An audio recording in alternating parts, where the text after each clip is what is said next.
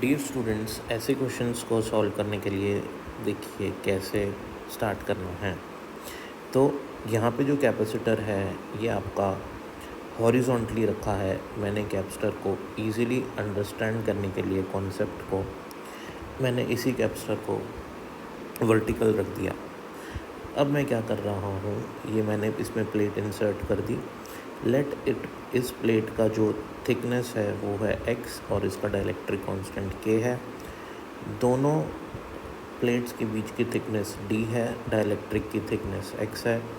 ये वाली जो रिमेनिंग डिस्टेंस है मैं मान लेता हूँ कि इसमें एयर है और एयर का डाइलेक्ट्रिक कांस्टेंट होता है 1। ये वाली जो रिमेनिंग थिकनेस होगी डियर स्टूडेंट्स, ये होगी d माइनस एक्स।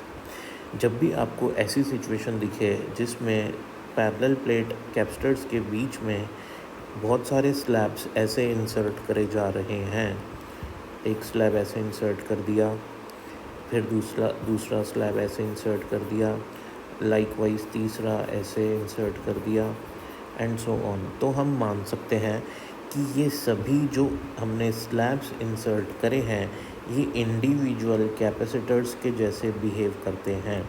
अगर इसका कैपेसिटेंस है अगर इसका डाइलेक्ट्रिक कांस्टेंट है K1, दूसरे का K2, तीसरे का K3, तो पहले वाले का कैपेसिटेंस C1, C2 और C3 मान लेंगे। और इस सिस्टम का जो C इक्विवेलेंट होता है उसका फॉर्मूला होता है epsilon naught A upon T1/K1 plus T2/K2 and so on, ऐसे चलता जाएगा। यहाँ पे T1, T2 और T3 इन प्लेट्स की थिकनेस है। अब हम आ जाते हैं इसी क्वेश्चन को सॉल्व करने पे।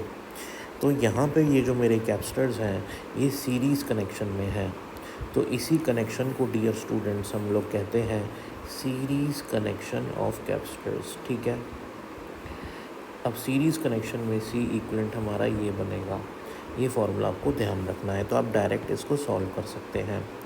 तो epsilon naught A upon T1, पहले कैपेसिटर की थिकनेस है x, तो यहाँ पे लिखेंगे x अपॉन इसका डाई इलेक्ट्रिक कॉन्स्टेंट है k, प्लस दूसरे की थिकनेस है d माइनस एक्स और दूसरे का डाइलेक्ट्रिक कांस्टेंट है 1। इसको सॉल्व कर लेते हैं हम फर्दर, तो ये हो जाएगा एप्सिलॉन नॉट A अपॉन में डिनोमिनेटर में k, यहाँ पे x into k into d minus x आ जाएगा।